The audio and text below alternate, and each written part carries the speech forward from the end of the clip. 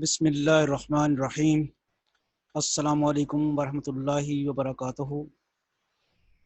Viewers, इस lecture में हम क्लासिफिकेशन ऑफ पीडीज़ करेंगे।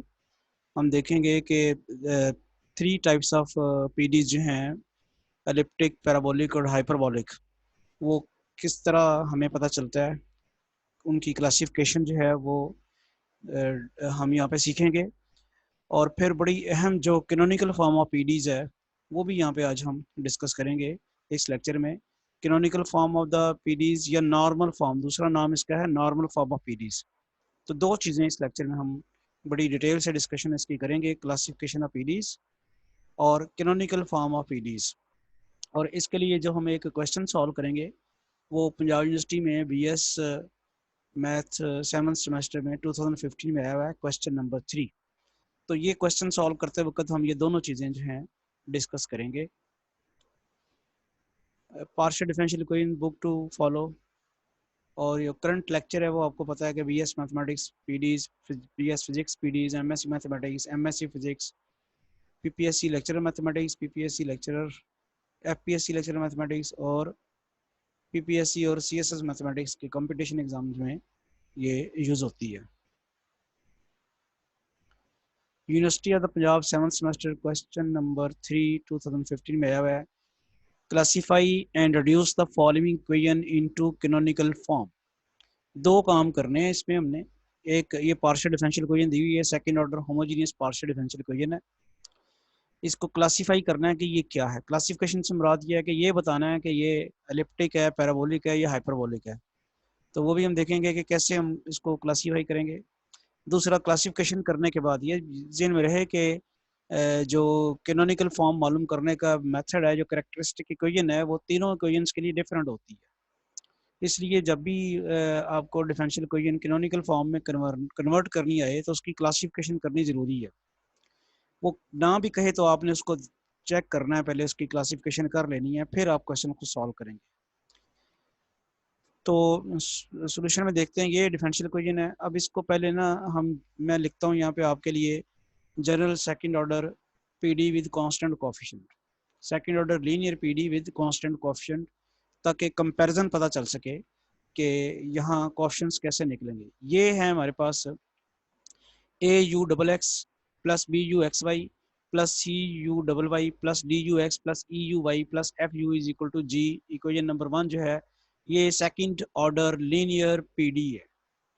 जो इस क्वेश्चन को लिखने का मकसद सिर्फ ये था कि आपको ये पता चल जाए कि यू डबल एक्स का कोएफिशिएंट ए है, यू एक्स वाई का कोएफिशिएंट बी है, यू वाई वाई का कोएफिशिएंट सी है, और डी जो है वो यू एक्स का कोएफिशिएंट है, ई यू वाई का कोएफिशिएंट है, एफ जो है यू का कोएफिशिएंट है, और जी जो है वो राइट हैंड साइड में है।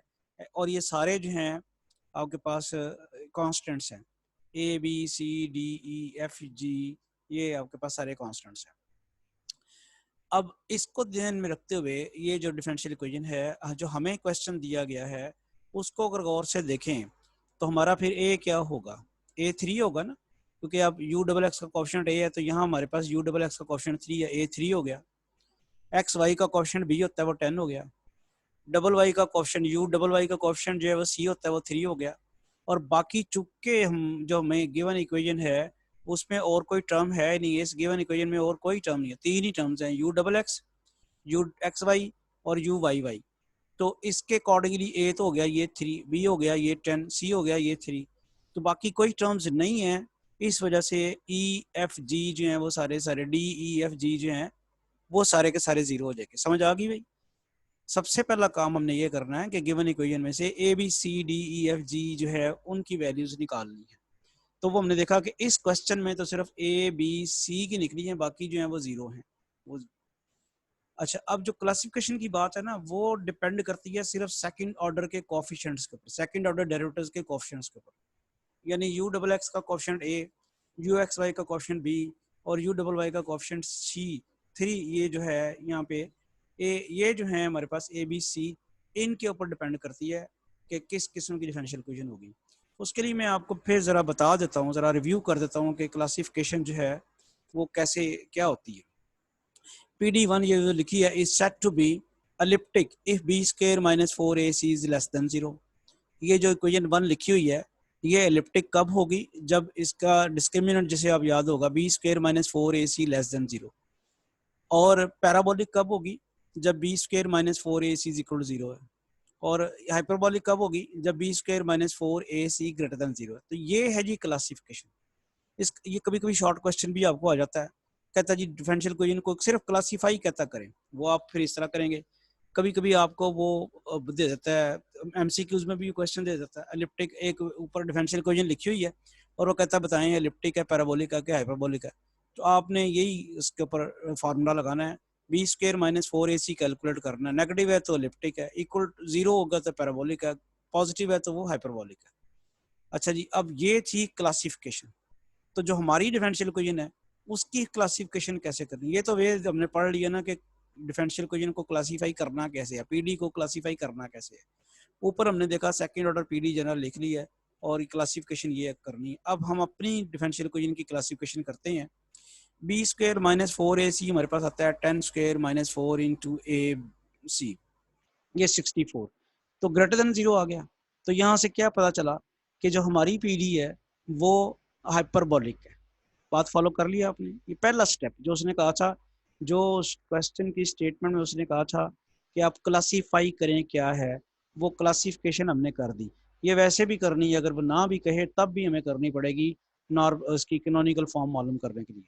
तो हम this shows that the given PD is hyperbolic. लो जी, पहला काम हमने कर लिया है, डिफरेंशियल इक्वेशन को क्लासीफाई कर लिया है और आई एम श्योर कि आपको समझ भी इंशाल्लाह आ गई होगी। दूसरा काम है उसको कैनोनिकल फॉर्म में या नॉर्मल फॉर्म में कैसे कन्वर्ट करना है।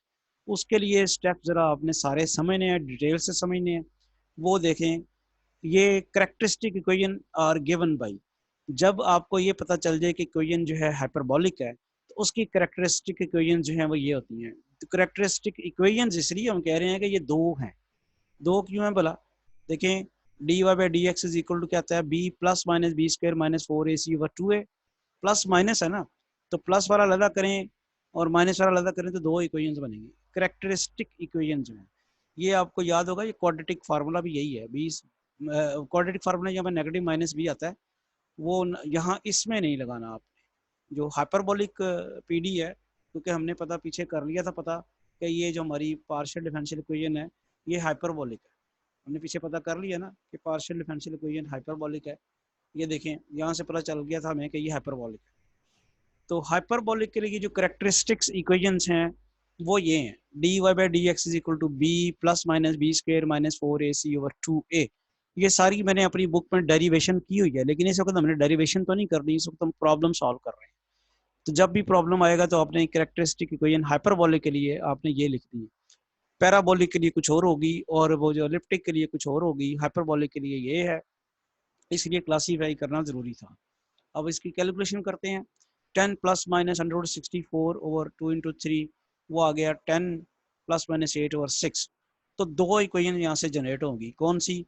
D y by d x is equal to 10 plus 8 over 6, एक तो ये है, इसको जरा सॉल्व कर लेते हैं। ये आ गई आपके पास, इंटीग्रेशन जब की हमने तो y is equal to 3x plus constant of integration c1 हमने लगा दिया, y minus 3x is equal to c1। कैसे आया था?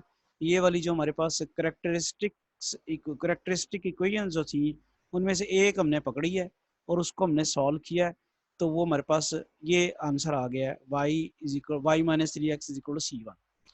लाइकवाइज हम दूसरी पकड़ते हैं equation, d y by d x आ जाएगा 10 माइनस 8 ओवर 6, वो आ जाएगा 1/3। 10 माइनस 8 ओवर 6 आ जाएगा ना, 2/6 तो 1/3 आ जाएगा।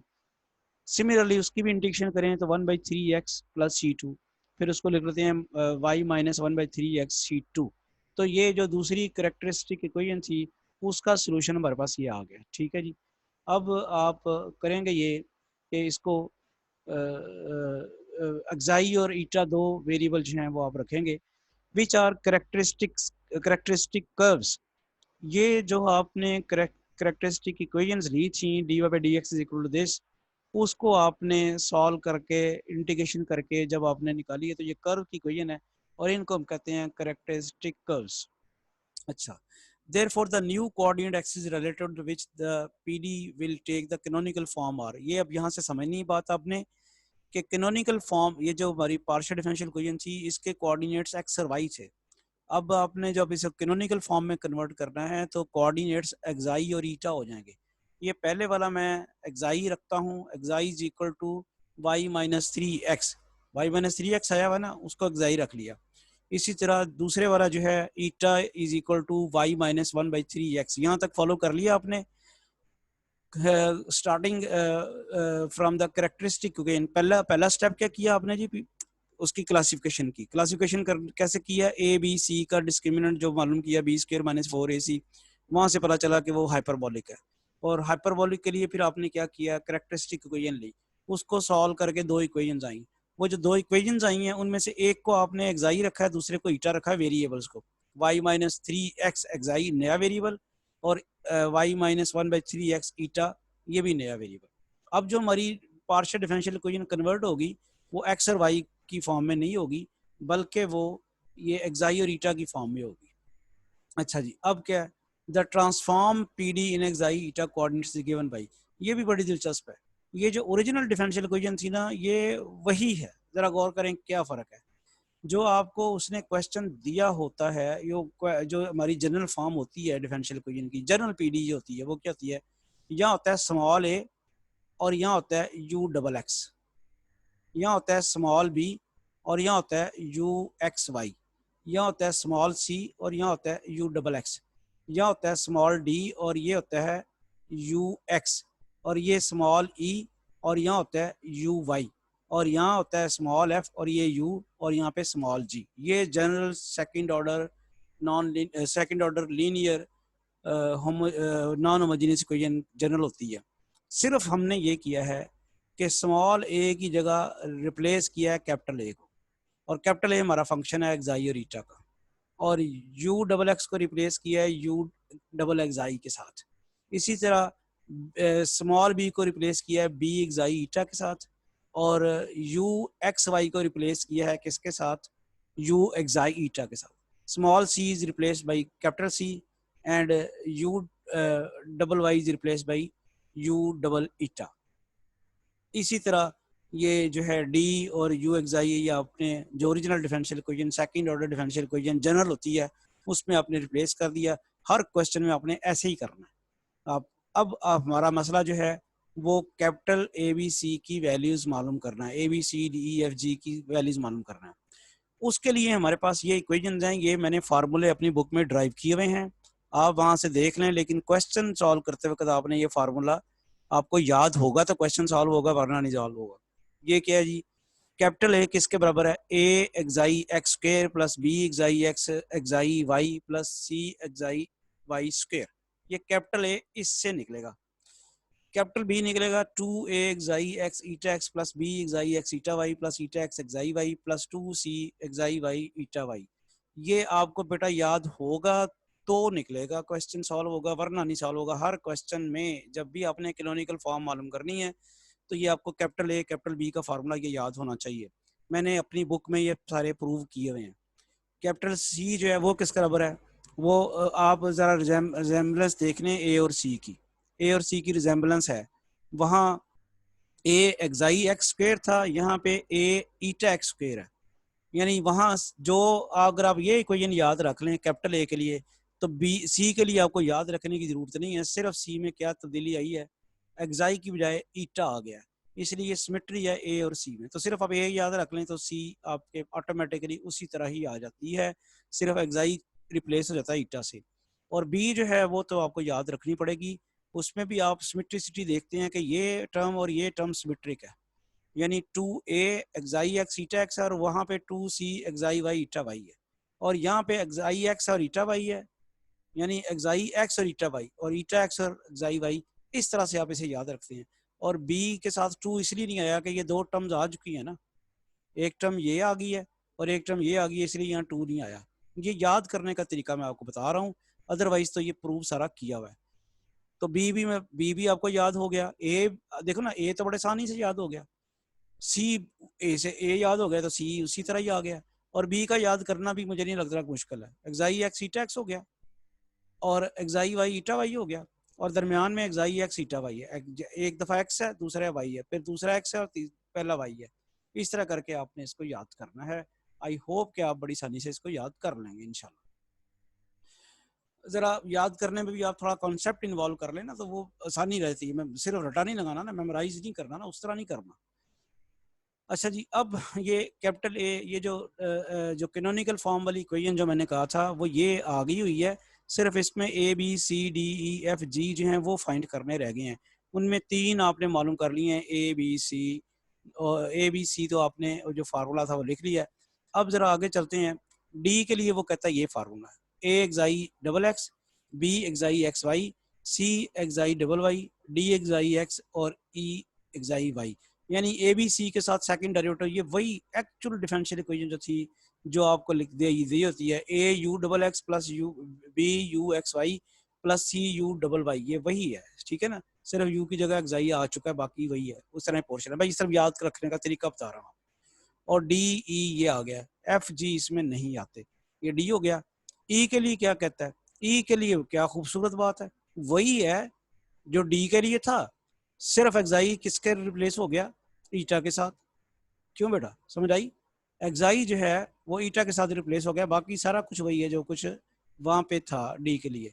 और ये सिमेट्रिक होगी इसके लिए। इसी तरह अगर आपने ये याद रख लिया, और ये याद रखना भी मुश्किल नहीं है, A xi double x, B xi y, B xi x y, और ये चूंकि पार्शियल डिफरेंशियल इक्वेशन का ओरिजिनल जो डिफरेंशियल इक्वेशन होती है उसमें u double x u x y और यू वाई वाई होते हैं, इसलिए आपको याद रखना मुश्किल नहीं है। ई आ गया। एफ और जी जो हैं वो कैपिटल एफ एफ के स्मॉल एफ के बराबर है, जी कैपिटल जी जी के बराबर है। ले मैं क्विक रिव्यू जरा कर दूं आपको सारे का सारा। ये मैंने अपनी किताब में ये सारे फार्मूले ड्राइव किए हुए, ए ये इसके बराबर आता है, बी इसके बराबर आता है, सी इसके बराबर आता है। आपने इस वक्त ड्राइव नहीं करने, आपने सिर्फ याद करने। याद करने अब कोई मुश्किल रहे नहीं है। अगर आप ए का देखें, ए ये है इसमें, और सी इसके साथ सिमेट्रिक है, यानी सी और ए जो है वो एक दूसरे के साथ बिल्कुल सिमेट्रिक है। अगर आपने ए याद कर लिया, ए आपको पता चल गया, तो सी बिल्कुल उसी तरह, सिर्फ आपने एक्साई की जगह ईटा करना है। और डी और ई, डी आसान है, डी का ये पोर्शन तो बिल्कुल ही आसान आ गया, ये कौन सा मुश्किल है, फिर ये भी हो जाएगा। और डी और ई चुके जैसे मैंने कहा सिमेट्रिक हैं, तो एक्साई की जगह ईटा रिप्लेस करना है।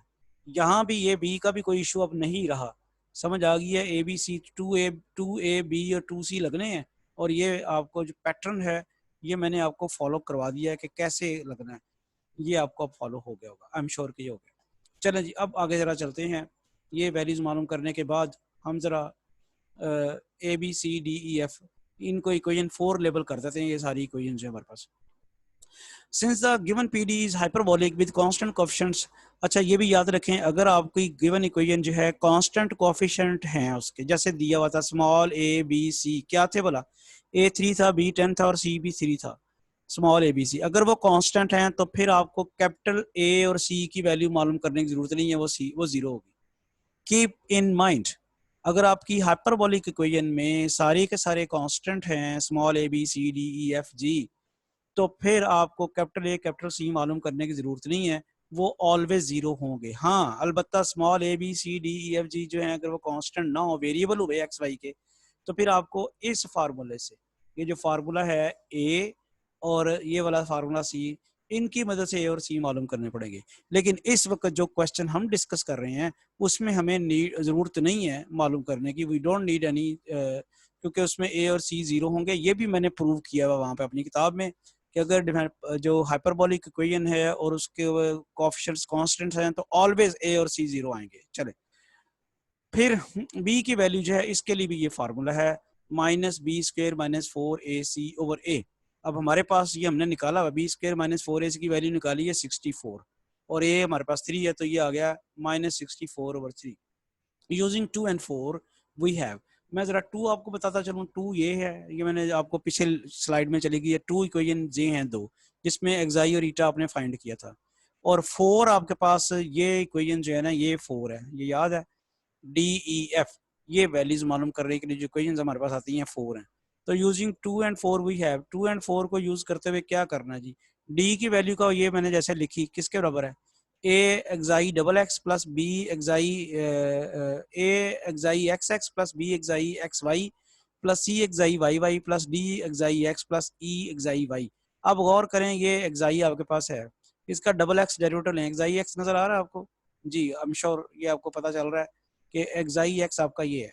इसका सिंगल डेरिवेटिव तो आ जाएगा -3 with respect to x, xi x.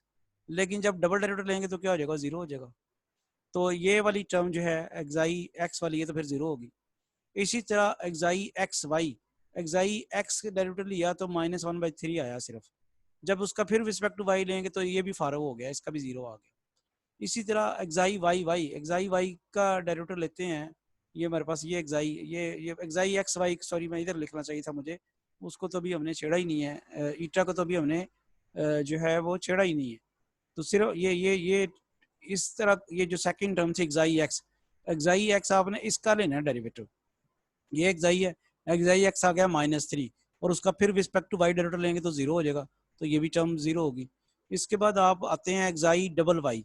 एक्साई आपके पास यही है, सिंगल डेरिवेटिव लिया एक्साई वाई 1 आ गया, दोबारा लेंगे डेरिवेटिव तो 0 हो जाएगा, तो ये भी टर्म आपके पास जो है 0 हो जाएगी, ये वाली भी।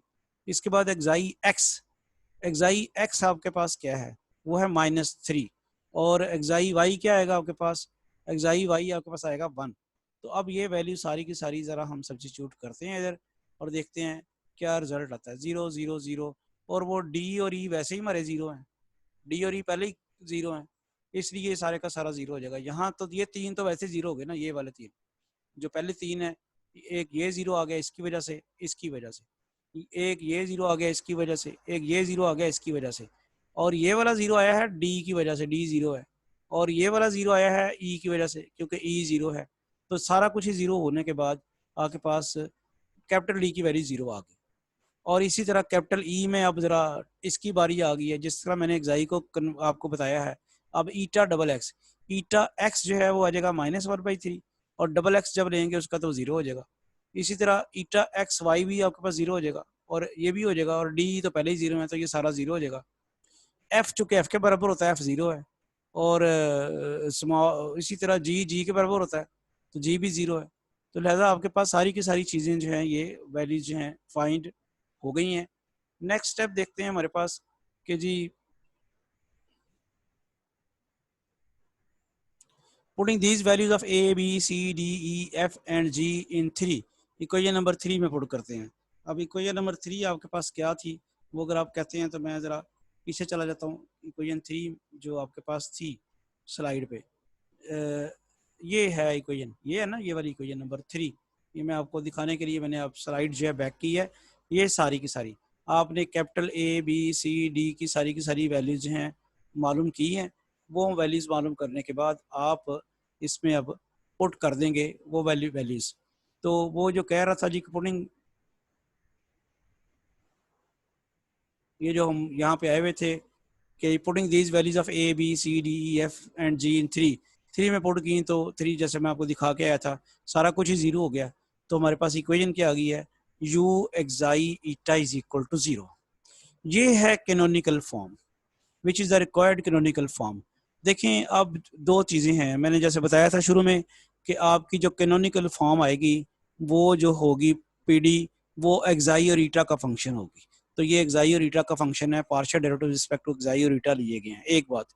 दूसरी बड़ी ही जो इस फॉर्म की ब्यूटी है वो ये है कि ओरिजिनल डिफरेंशियल इक्वेशन बड़ी कॉम्प्लिकेटेड है और ये बड़ी आसान सी आ गई है। ये देखें ना, गौर करें, ये आपके पास डिफरेंशियल इक्वेशन जो है, यू शुरू वाली एग्जांपल डिफरेंशियल इक्वेशन क्या थी भला? 3u XX plus 10uXY plus 3u is equal to 0, वो थी आपके पास ओरिजिनल पार्शियल डिफरेंशियल इक्वेशन। उसकी कैनोनिकल फॉर्म बड़ी आसान आई है। ओरिजिनल पार्शियल डिफरेंशियल इक्वेशन को सॉल्व करना बड़ा मुश्किल है, इसको सॉल्व करना बड़ा आसान है। इसकी दो दफा इंटीग्रेशन ही करनी है ना, पहले रिस्पेक्ट टू ईटा कर लें फिर रिस्पेक्ट टू जाई कर लें। तो ये होती है इसकी ब्यूटी कि कैनोनिकल फॉर्म जब आ जाती है तो वो बड़ी सिंपलेस्ट फॉर्म होती है। Normal form original partial differential equation से जो है बड़ी सिंपलेस्ट फॉर्म में वो होती है। तो मैं ज़रा इनके स्टेप्स से एक दफ़ा क्विकली आपको फिर इसके रिव्यू कर दूँ इन स्टेप्स का। सबसे पहला काम क्या करना है, जब आपको पार्शियल डिफरेंशियल दी हो आपने उसकी क्लासिफिकेशन करनी है। कैसे? उसके लिए आपको small a B C D e, small a B c सिर्फ चाहिए। आपने स्मॉल ए किसका कोएफिशिएंट है? u XX का कोएफिशिएंट ए है, यू डबल वाई का कोएफिशिएंट बी है, यू डबल एक्स का यू डबल एक्स का कोएफिशिएंट जो है वो ए, और यू एक्स वाई का कोएफिशिएंट बी, और यू डबल वाई का कोएफिशिएंट सी। तो बी स्क्वायर माइनस 4ac मालूम कर लें। वो अगर अब डिस्क्रिमिनेंट जो बी स्क्वायर माइनस 4ac अगर लेस देन 0 है तो फिर इक्वेशन जो है वो आपके पास एलिप्टिक है, इक्वल टू 0 तो पैराबोलिक है, ग्रेटर देन 0 तो हाइपरबोलिक है। यहाँ हमें पता चल गया था कि हाइपरबोलिक है। हाइपरबोलिक जब पता चल गया तो उसकी कैरेक्टरिस्टिक इक्वेशन ली आपने, d y by d x is equal to B plus minus B square minus 4ac under root over 2a। आपने उस कैरेक्टरिस्टिक इक्वेशंस को दोनों को सॉल्व किया, और फिर उसके बाद आपने जो वेरिएबल्स आए हैं उनको एक्साई और ईटा की फॉर्म में लिख लिया। फिर आपने capital A B C D की वैल्यूज मालूम की हैं और उनको जब वहाँ पे पुट कर दिया तो आपके पास नई पीडी आ गई है जो एक्साई और ईटा की फॉर्म में है। ये कैनोनिकल फॉर्म है। और अगर किसी को कोई बेटा प्रॉब्लम हो तो वो मुझे कमेंट्स में पूछ ले, वो मैं इंशाल्लाह उनको जवाब दे दूंगा।